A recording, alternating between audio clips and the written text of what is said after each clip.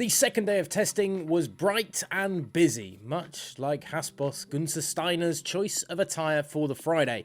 But much like the sparkling Las Vegas Grand Prix jacket adorned by the team principal, not everything was really as good as initially thought once the day was done, especially if you were a Mercedes or a McLaren fan.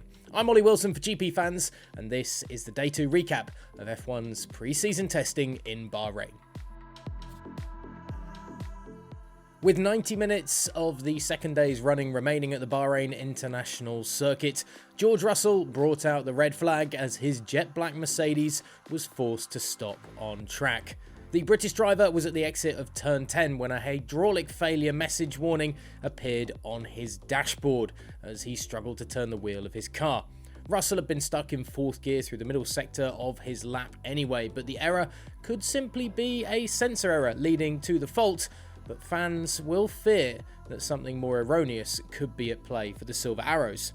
Team principal Toto Wolff had earlier conceded that their other driver, Lewis Hamilton, was struggling with balance issues during the early running, despite having comments to the contrary not 24 hours earlier. The car is out of balance this morning, and you can see that when driving, it's leaving black marks on acceleration, said Wolff. It's hot and we just didn't find the right setup for these conditions, which I guess is part of the learning with a new car.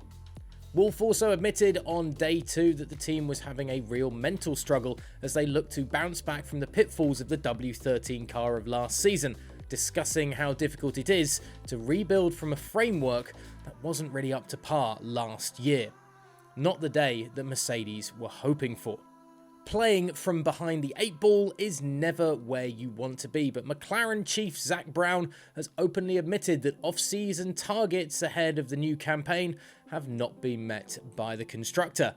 Minor issues have hindered both Oscar Piastri and Lando Norris in their first runs on track this pre-season, with the new car hardly lighting up the timing charts, which don't matter all that much anyway, according to some. Talking over lunch on day 2, Brown gave his assessment of the development goals the team had set for themselves in the build-up to pre-season testing, saying, "We know we set some goals for development which we didn't hit. We feel it was better to be honest about that." The team boss added that he is unsure what it all means in terms of their possible position on the grid, but considering that temporary fixes are already being made to the cake tin and wheel brows due to weak structure, it's not looking like it'll be smooth sailing in the early part of the season for the Woking-based team. Despite the bouncing of the Ferrari on day 1, Carlos Sainz knocked Max Verstappen off the top of the timing charts in the early session on day 2 of testing. Sainz went 4/10 faster than Verstappen's fastest from day 1, with Josh Sargent, albeit on softer tyres, going almost as quick as the Ferrari in his Williams. And Fernando Alonso continued his top form in his new Aston Martin. Charles Leclerc was cooing about the Scuderia's car, with the Monegasque driver saying the SF23 is stronger than last season's beast that many expected to run with Red Bull in the championship battles, with Leclerc adding, "Let's see next week when we will have everything at 100%. Leclerc's confidence will be put to the test with Ferrari's reliability this season, that let them down so much in 2022, and the team are focused, according to their driver, on themselves and no one else around them. Day 2 finished with Zhou Guanyu atop the timing charts with the 1:31.610, the fastest of his 133 laps in the new Alfa Romeo, as times this year in testing went to around about 2 seconds faster than 12 months ago.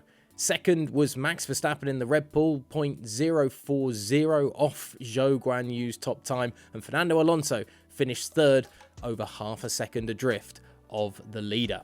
Go and watch the brand new series of Drive to Survive that dropped on Netflix today. Look out for our coverage of the new series and of course the final date of testing on gpfans.com and GPFans Global across social media. And hit subscribe while you're with us to stick with us for the whole of the 2023 season.